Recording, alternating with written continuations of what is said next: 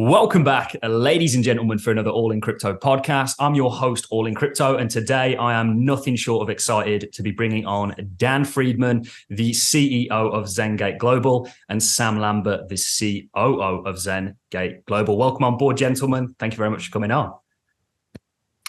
Thank you, All in. Very nice to be here. Yeah, likewise. Thank you for having us. Yep, no, the pleasure is absolutely all mine. And with all my guests, I like to really start with them. So if you could perhaps take it in turns to introduce yourself, a little bit about yourself and how you got into the space, that would be much appreciated. Sure. So I'll go first since I'm going first. Yeah, don't all rush. That is the reason. So again, my name is Dan Friedman. And so how did I get into the space? Well, I was in IT for a while. I was in IT since the 90s. My career started, I believe, in 1997 during the dot-com boom, which then became the dot-com crash. So that's a different story, different show, different time. So I was a developer, project manager, later on an entrepreneur, CTO for a number of years. I did various different jobs in the tech sector. Most that had to do obviously with web technologies, with IT systems, with augmented reality is something that I also worked in. So then around 2014, 2015, late 2014, if it was, I can't remember exactly when, because just the Bitcoin chatter started around 2014, I think. But at the time, I kind of started really looking into it because the people around me that were doing the chatter were a little, shall we say, neurotic. So You always have to kind of take it with a grain of salt. Like, okay, take it easy. Yes. Bitcoin, everything. Bitcoin is great. Okay. So I started really looking into it around 2015 into DLT technologies and really trying to understand first of all, what is the point? Because at that point, really all you had was just two types of videos or two types of tutorials or two types of speakers, right? The one that tells you all about, DPoS versus, Ethereum's blah, blah, blah versus just like, okay. And what they talk about these, big words, research stuff that I can kind of follow, but if I can kind of follow it and I've been in this field for a long time, the average person wouldn't be able to. Or there was this, the simple like infographics, Bob has fiat. Bob is wrong. Susan has Bitcoin. Susan is right. And this is how blockchain works. And it's, these like really simplistic tutorials. And there was nothing kind of in the middle for myself to sink my teeth into for a while, because I'm the type of person that I would like to understand the consumer, the mainstream side, and the mainstream road to mainstream adoption of a new technology. That's on one end. On the other end, I kind of want to see what's under the hood, but not be overwhelmed with it. And so, around 2015, late 2015, I really kind of started getting into it, started finding the right materials. And so around 2016, I was still working with a company in Japan. I live in Japan, so does Sam, as he will tell you in a minute. In fact, you can probably see the Japanese motif. Yeah, I was about to say, the doors look very Japanese. They are. They are very, very Japanese. So around 2016, I really kind of decided to step it up.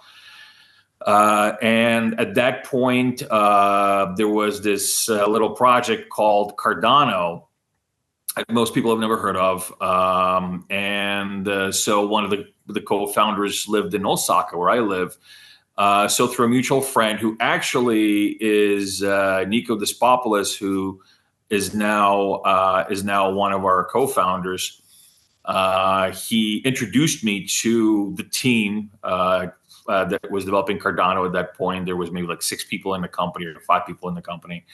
IOG, the company that developed Cardano. And so I came on as a project manager for the pre-sale and the pre-sale app that handled the entire Cardano pre-sale, everything from KYC with the KYC firm that was being used at that point for the pre-sale participants, to individual vouchers that were basically given to participants which then were later redeemed for ADA when Cardano went mainnet.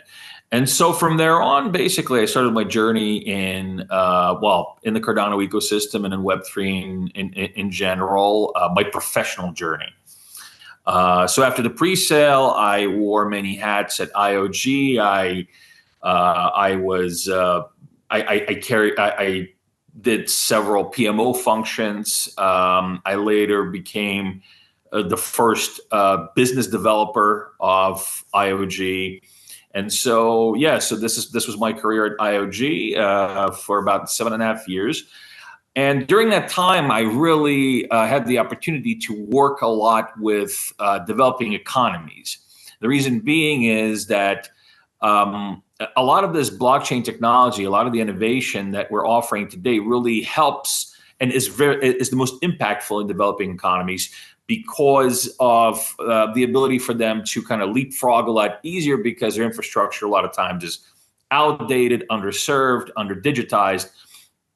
And so they're a lot more flexible in adapting this new technology. And so this is why it kind of felt more impactful. It was really an inspiring environment. And so, I did work in Georgia. We did work in Africa. We did work in Southeast Asia. And this is why, this was one of the reasons why I decided to carry this work over to ZenGate when I founded it about 1.5 years ago.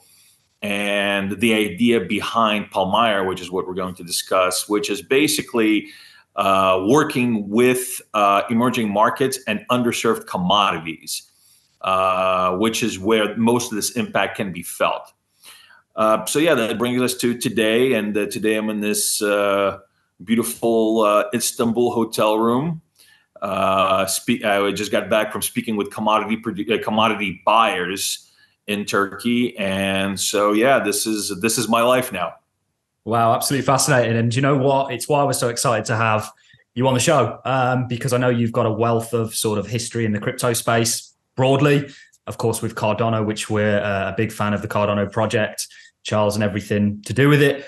And I really love the fact that what you guys are trying to do is solve a real world issue. And you mentioned a number of things there, one of which was that this technology is really very impactful in developing economies.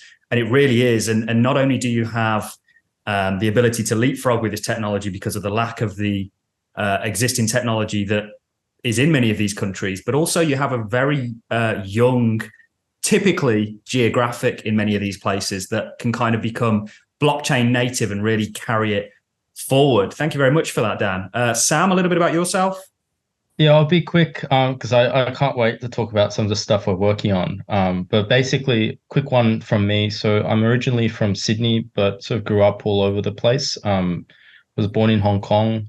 My mum's Japanese, so I lived in Japan for a few years and then grew up basically in Sydney. I did my studies at university. I did economics and statistics and then moved into the management consulting field. So I worked at a company called Oliver Wyman for a couple of years.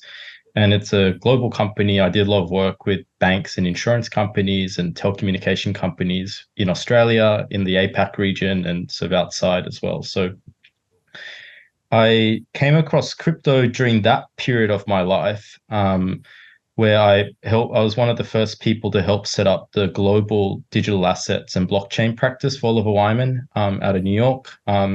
It's grown into quite a big team now. They do projects related to, central bank related currency projects to infrastructure for the private sector. They sort of do a lot of different things working with crypto native companies as well. So that was really interesting for me to get that type of exposure. But I actually came into crypto not through my work, but I was working on different insurance startup ideas. At one point I had, I guess what you could call my first attempt, was building a sort of automated claims process for incumbent insurers. And it was a really hard time trying to build a solution like that because AI didn't exist. I was trying to code with the people I was working with at the time, these product disclosure statements. And I think with AI now, it'd be much easier. But I came into crypto with the idea that parametric insurance, which is the idea of if an event happens, which is recorded on some form of oracle, then you get an instant payout. And it's such a clean, efficient way of providing risk and sharing risk between people. And I just thought that was an incredible sort of invention and an incredible use case for the blockchain space. And there's a few projects out there that are working on these types of things. And I actually think it'll play a really important role later down the line for the type of work that we're doing. So it's all sort of relevant. It also ties back together. But that's how I first came in. It was not so much around a lack of distrust for banks, although that has slowly gone up over the years, or lack of distrust for the government. But yeah, it was really like what's a practical application of this technology, and that same type of practical mindset is something important to us at the company, and also what we're trying to build as well. Yeah, fascinating. I absolutely love that. I think my first introduction to crypto or Bitcoin was back in the Silk Road days, but we won't go anywhere near that. Let's talk a little bit about ZenGate Global. I really love how you mentioned you tried to apply blockchain technology to a real world use case, insurance. And you sought to try and figure out how you could merge these two industries together. And blockchain technology really is going to change everything. Identity, insurance, all industries. And what you guys are doing is carving your own piece of that out and really changing the sector that you're interested in. So if we could dive into ZenGate Global. So a kind of overview of what ZenGate Global is, and then we'll get into what you guys are doing. Yeah, maybe I can start with that. So when Dan and I first met, like Dan had been stewing on this idea for years. And, when we first met, so clicked, then we had this common belief between us that it was really important for people all around the world to have access to equal opportunities. It was not so much about, everyone deserves to be the same, but you have to level the playing field from a technology point of view, or even just, in any sort of dimension that you can, to let people sort of take initiative and make use of that. So that was like a really common theme. And I'd done some work in the Philippines, working on, a crypto native banking build. So there was customers being affected by, remittance issues, cross-border payments. Dan had spent years through his work at IO speaking to different regulators, businesses in emerging markets, and Eastern Europe, these parts of the world, Africa. And it became very apparent that there was this entire population and entire segments of the commodity space, and so outside commodity as well, who are completely underserved from a technology point of view, and they're really impacted. And because of the lack of technology, there was issues to access financing, so that businesses would face cash flow issues. There was limited access to different markets where they could earn more revenue, all sorts of things like that. So Dan had an incredible idea, and we really fleshed it out, and we've built something now where we provide these equal opportunities. So that's the key ethos around like what we've built, why we're building it. And I think the theme around real world asset tokenization, the theme around like blockchain for good, building actual use cases where businesses are using our technology, but under the hood, it's being powered by distributed ledger technology. All of this sort of comes together into a very simple user experience, and that's what we're driving forward towards every single day. And yeah, I hope that sort of summarizes the why and what we're doing. Yeah, I think so, and I'd really like to explore that. And maybe explore a bit more of what the issue is right now when it comes to commodities with some of the places you guys are interested in solving these problems in. So either one of you, welcome to take this question. What are some of the problems and barriers right now? And feel free to use an example of perhaps somewhere you're already impacting, to kind of tell us what you guys are actually solving. What's the issue right now, and how, with the implementation of blockchain, are you guys solving that issue? Sure, I'll take that one. So and this is actually, it's interesting. I just came back from speaking to a tea buyer and exporter out here in Turkey, a fairly major one. I wouldn't say huge, but mid-size. So he does quite a bit of volume. And really, what we really spoke about the entire time in different ways is access, a lack of access. So basically, lack of access in field X has an impact on margin Y, and this is why you cannot do your business in a way that will have the efficiency of Z. And that's what's really it's all about. It's all about access. And I mean, that's really what the platform is all about in its essence. And so a lot of these underserved commodities and emerging markets and underserved markets, they lack this access in many different levels, whether it be access to a global market in general. So some of these just don't have access to them just because it's a very closed ecosystem, right? So my father's father used to sell to the same guy that always buys all of our tea.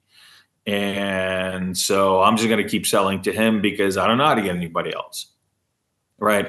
It's too cost ineffective for me to go out there and go find somebody else who's going to buy my tea. Or it's an exporter that says, okay, so I only deal with this particular company because they can guarantee quality and they can guarantee that my product will be consistent, it'll get there on time, and it'll preserve my reputation as a seller. Or it's about price, right? It's about, okay, I can deliver a quality product for this margin. Again, it's a relationship, right? It's a relationship that is being built over time because there's a lack of trust and lack of access. So some of this comes from this. A lot of other lacks of access come from lack of digitization. And again, all these are interwoven. These are not just separate things. They're interwoven together. Say lack of digitization. So instead of actually having a clear low barrier of entry type of online UX that you can just point and click and do your business with, you have to make 6 phone calls to this guy that knows a guy that knows a guy that dealt with your dad's cousin. And then you have to go and drive to Colombo or something to get a certificate. And then you have to, set up a company in Turkey because of some sort of bottleneck in exports. And so a lot of this is because of lack of digitization, because a lot of these sectors are under digitized. And this actually impedes in their ability to do a more streamlined, a more efficient way, have a more efficient value chain. So this is just from spot buying and selling. This is where we come in. We provide a medium for them to have a clear, low barrier of entry, transparent way of doing business, directly sourced. No reason to trust me, bro. It's on chain. There is traceability information attached to it because that's another huge thing, traceability. One of the reasons why smaller producers don't get the business they need to get is because, well, they're a small producer. So a large producer, they have a brand. People know them. That's why they buy from them. A smaller producer, well, okay, you can get me a better product or a lower price or a better product for a lower price, but I don't know you. You're some guy in Sri Lanka. I don't know you. How can I trust that if I order, say, 1,000 kilos of your product, I'm not going to get screwed over? And that's a very valid concern. And so this is, like I said, this is where we come in with the opportunity inclusion, the ability to create access across the board for the producer, for the buyer, even for the tea broker, because of the functions that, say, somebody in Turkey has. A lot of times it's very much kind of comes in levels. So somebody in Turkey will buy tea for somebody, say, in another country in the Middle East, right? And they will kind of be the broker for that tea.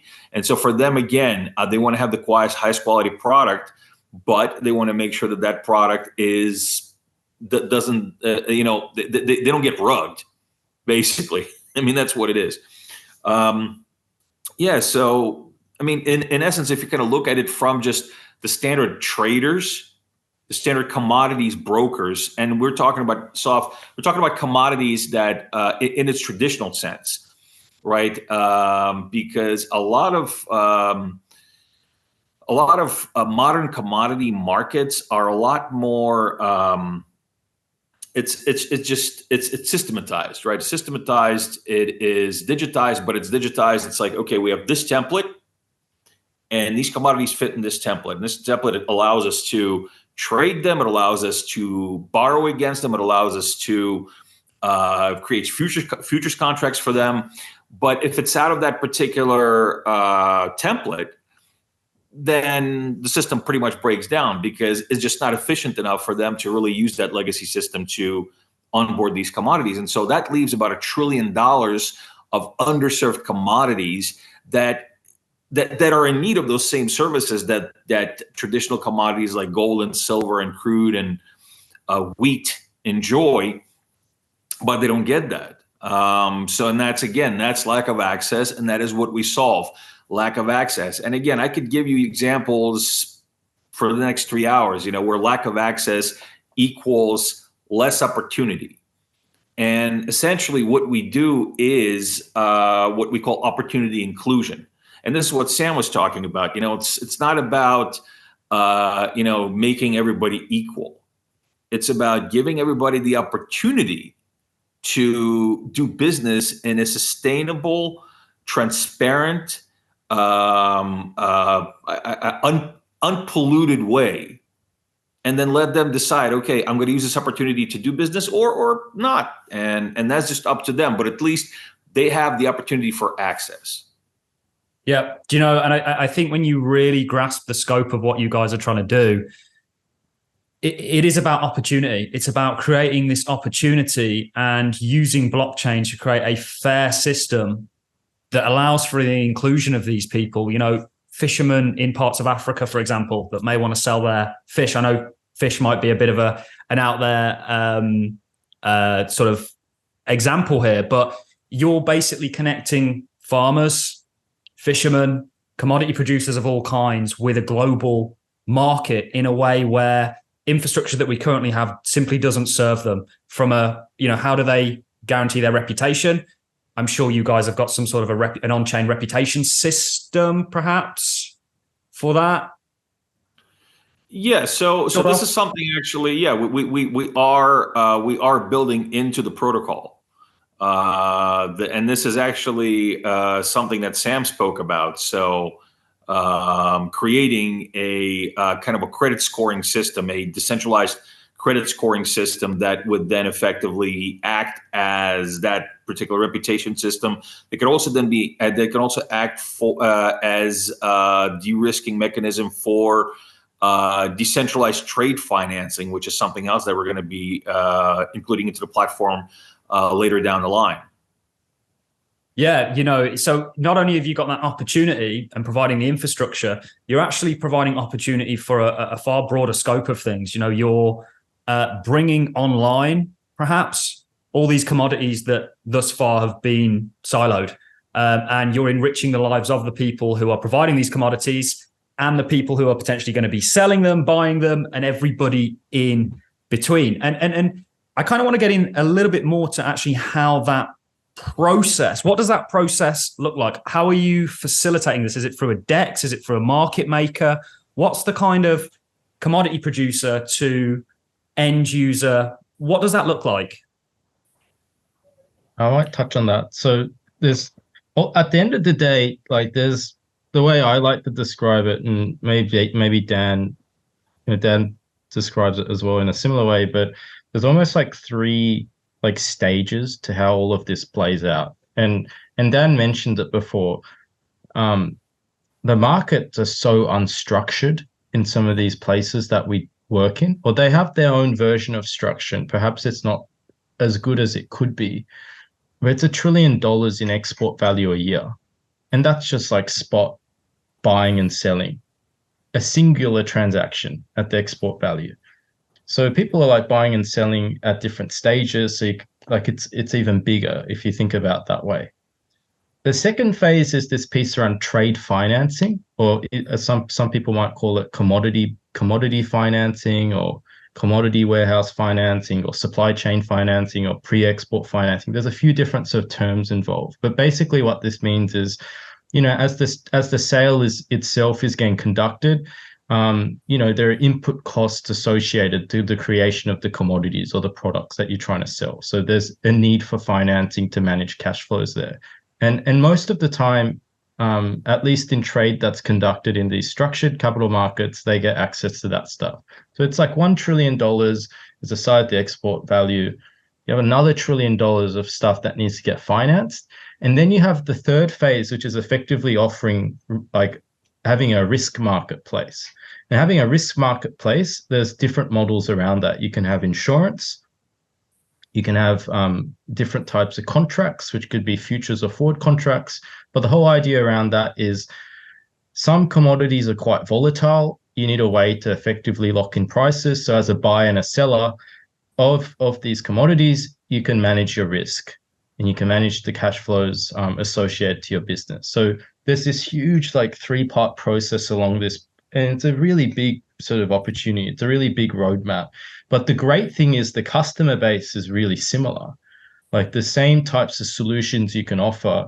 It's just like adding another layer of this stuff. So that I just wanted to just paint that picture. But in terms of how it works today, it's going to look quite different to how it works in 5 years' time. But what we've done today is effectively the creation of a spot buy and sell of the actual physical commodity itself, where there's a physical delivery that takes place. So someone that is sort of eligible to onboard their products as a seller or as a producer will sign up to the platform. They'll go through a know your business check and identity check just to verify that they are who they say they are. And then they can begin to trace the commodity itself, which is one section, and list their products. And you'll have buyers from around the world who will then go on the website and place an order. A lot of this stuff, the tokenization piece that we're working on right now, we have a protocol called the Winter Protocol, which is the traceability and the tokenization piece. So all of that stuff is on chain. But in terms of actual transaction itself that takes place, people are still dealing with US dollars and euros. So we're in the process of plugging in a cross-border payment solution which allows for escrow. So basically, someone in the US can make a payment. It'll sit in an escrow account with a payment service provider, and when the terms of the sales are met, so someone actually receives a container, or they receive boxes of the commodity at their warehouse, the funds get released. So that's how it works today. In terms of like the scope of how it evolves later down the line, there are so many different types of commodities, and some are like really not, they don't perish, so you can store them. So when you have commodities like that, some producers are forced to sell commodities at point of harvest just because they don't have a place to store it, which effectively means that there's so much liquidity in the market at certain points of a season. But when you have ways of actually storing, in a warehouse, these types of producers are able to keep things, safely in a place. And you can effectively create different types of collateral that they can then, borrow money against. So there's a lot of different opportunities down the line where you can have these types of systems, where you work with these types of partners and tokenize commodities that in warehouses, for example. You can lend money to these people using like a DeFi protocol. You can trade assets if you can, different contracts. Like the scope is enormous at the end of the day. But the great thing is the impact is tangible. Like these people now have a market to buy and sell at. There's a market to trade risk. There's a market to borrow. So this impacts real people, impacts real businesses at the end of the day. So that's the sort of stuff that it'll ultimately evolve into. So I believe DeFi has a really important role to play. I believe something that looks and feels like a DEX has something important to play, but obviously we'll have our own touch with the way the UI works in a way that it's almost, you don't even realize you're using blockchain. But yeah, that's sort of at least the way I'm thinking about this stuff and the way Dan and I talk about it as well. Wow, fascinating. And I love what you touched on there about DeFi. When we think about DeFi, we think about DeFi with crypto tokens. What does DeFi look like when basically everything and anything is tokenized? You know, that is a world that I think all three of us probably truly believe we're moving towards. The opportunities and the excitement surrounding that for everybody, like you say, the grassroots farmers or the commodity producers, all the way up to markets generally, commodity markets and things like that. It's just fascinating what you guys are doing. And I'd kind of like to, before we touch on some examples of where you guys have integrated and some of the kind of uptick we've seen in those areas, I'd kind of like to talk about the commodities themselves. You mentioned a perhaps tokenized version of those commodities. What does that look like? Are they represented via an NFT, or, you know, maybe you could talk me through that process just quickly. I might defer to Dan to take that. Yeah. Yeah. So funny you should mention that. Yes, actually, in essence, these are NFTs. And one of the first ideas that kind of spawned the or sparked, I should say, that's a better word than spawned, sparked the idea behind Palmyra is the usage of NFTs for their utility versus for just trading monkey pictures and animal pictures and whatnot. And so I always thought, and in fact, this was way before the NFT boom of the last bull market. This was before. This was around maybe 2018, early 2018.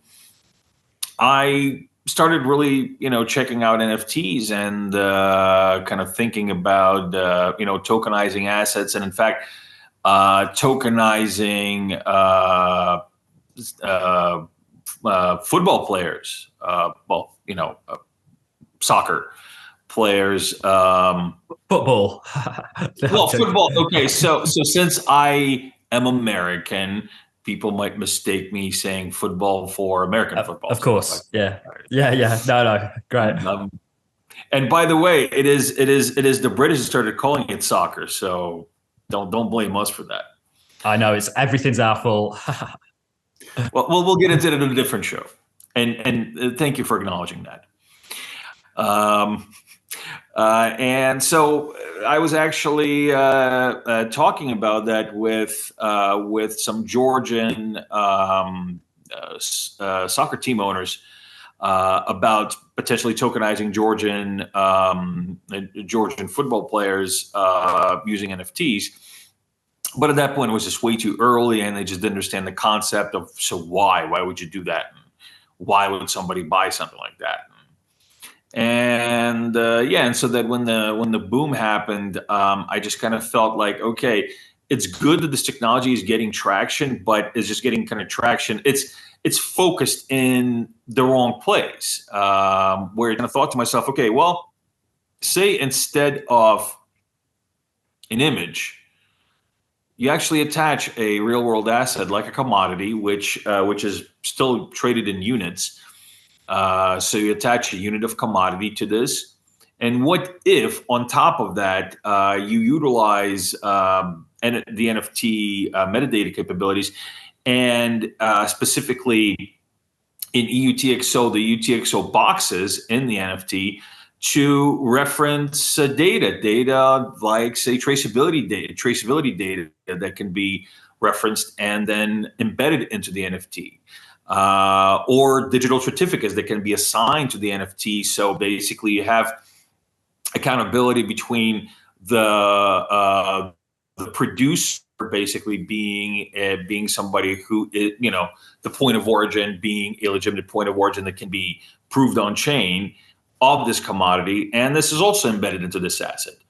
Well, now it becomes interesting. Now, not only are you creating an asset that represents a digital commodity, represents a physical commodity, you're also creating a digital asset that has embedded value within itself, because all this traceability information, certificate information, digital identity information, all of this is very valuable. It's a very valuable part of the supply chain, because this information is just really difficult to either come by or organize or vet in the legacy in the legacy system. So it all just kind of fell into place. We use NFTs, but we utilize the utility. We embed it with all these different other utilities and services that are a must, and that are the big strengths of DLT technology.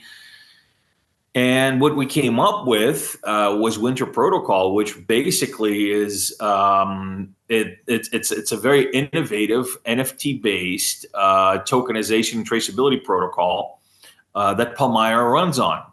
So essentially, yes, you are trading NFTs, but these NFTs have utility that creates an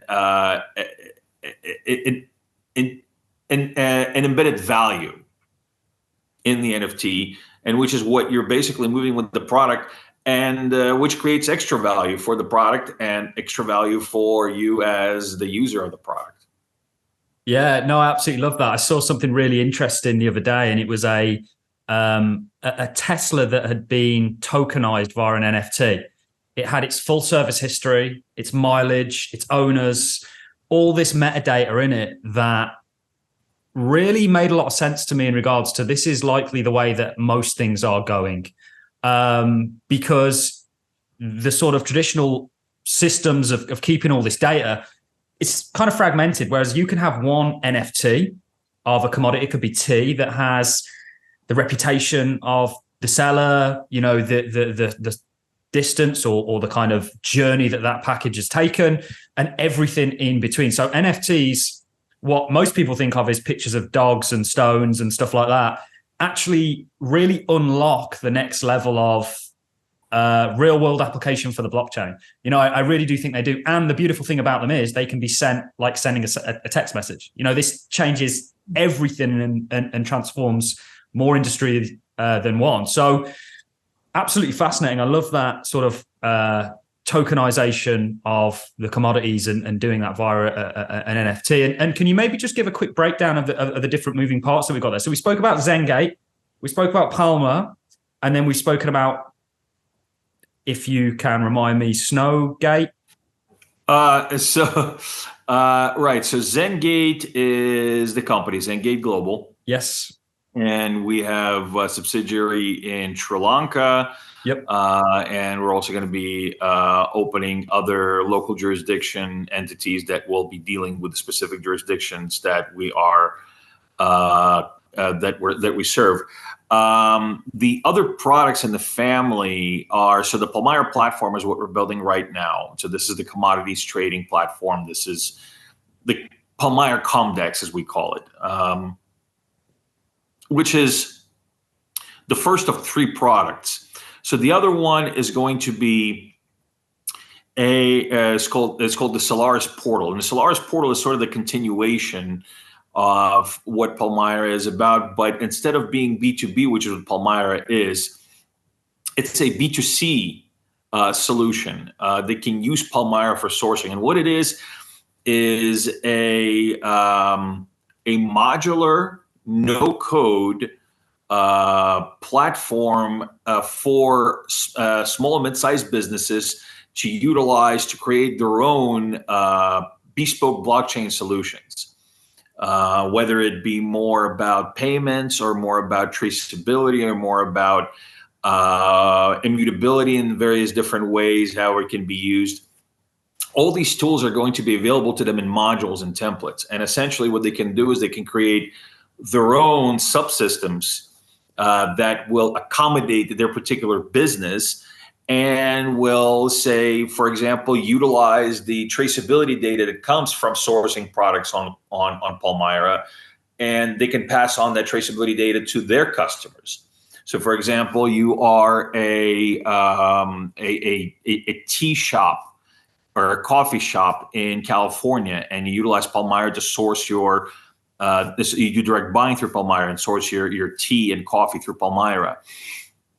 All this tea and coffee comes with certifications, comes with traceability data, comes with this information that is very useful to you, but is also wanted by your end user. And more, this is becoming a must-have for many single consumers of these products.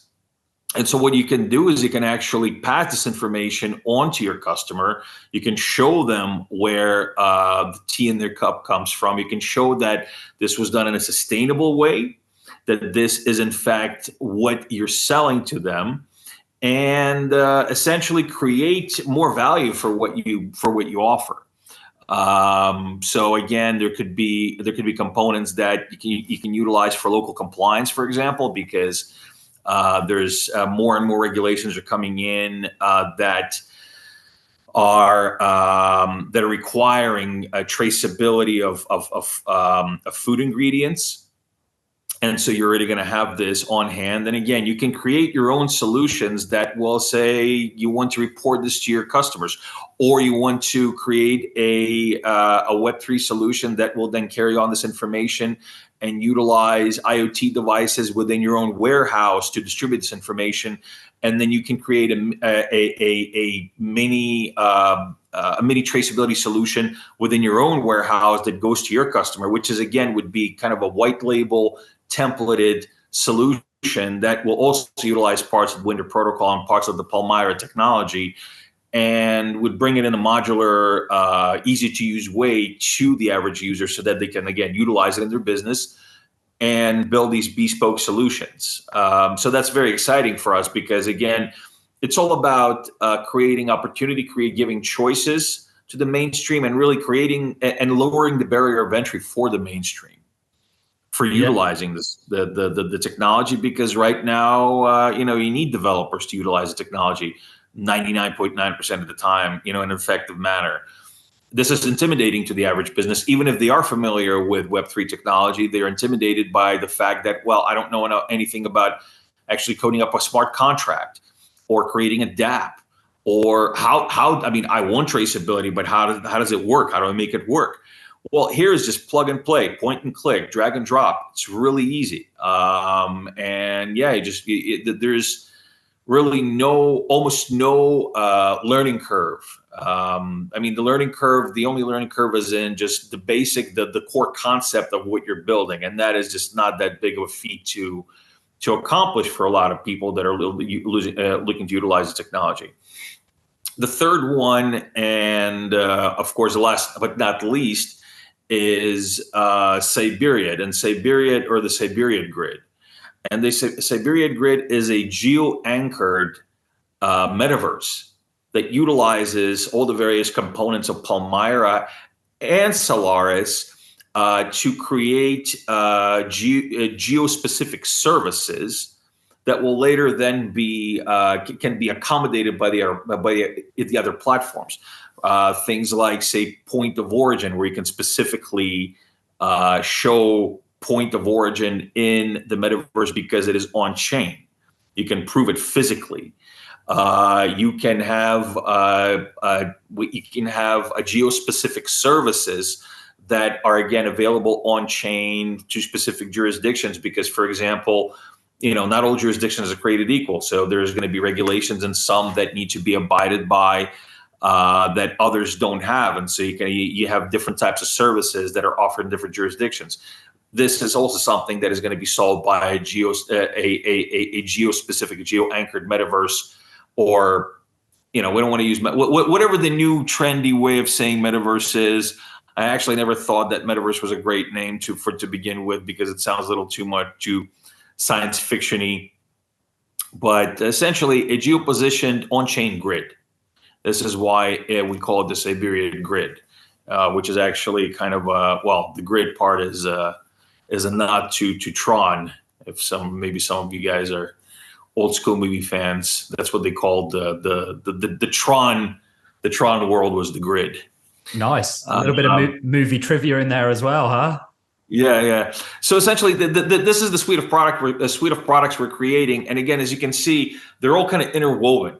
They all kind of work off of each other to create this macro ecosystem within which you're going to have opportunity inclusion for various different levels of users and businesses. Yeah, absolutely fascinating. I can see how they all sort of work together and bounce off each other under the kind of banner of ZenGate Global. It's very fascinating. I am truly interested in what you guys are doing, and I know you guys are already implemented in certain jurisdictions. Yeah, so we're currently we have onboarded Sri Lankan tea. So we're heavy in Sri Lanka. We're actually going back to Sri Lanka next month for workshops with a very famous tea expert. And so other jurisdictions we're actually talking with are Kenya, which is a big tea producing jurisdiction. We're also looking to get into Myanmar, again, for tea and potentially coffee. And of course, Turkey is being a big, I call it kind of like the Dubai of tea, because this is where a lot of the tea trade and then the tea buying and the tea brokering happens, because Turkey itself is a huge tea drinking nation and coffee drinking nation, and just commodity consuming and producing nation. And actually, one of the commodities that we're going to be bringing on later on down the line are going to be Turkish hazelnuts, which again suffer from a lot of the same issues with access, with core value being kind of taken to another jurisdiction that used to control the hazelnut trade. So again, kind of bringing the power back over here and kind of giving them more opportunity to utilize their own national product, as well as actually, we're not just all about tea. We're onboarding other commodities. We're going to be onboarding Ceylon cinnamon. We're going to be onboarding potentially coconut products, Greek olive oil down the line, even wine, where we're looking at and actually working with various types of producers. And yeah, this is really exciting. This is I was asked a question again today during my meeting with the tea buyer. So how did you get from being a developer to trading commodities? Like, what brought you here? And I explained to him that the core principle of why I'm here hasn't changed. The technology that we have really serves this opportunity inclusion through a combination of Web 2 and Web 3 technologies that would better, it has an impact, gives the opportunity for the developing economies to leapfrog and essentially have that opportunity inclusion. And that is what inspires me, and yes, of course, okay, you can say now that I'm a commodity trader as well. You can also say that we're a commodities house.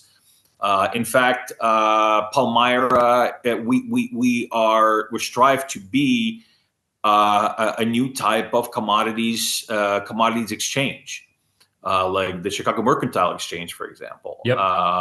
So this, a new evolution.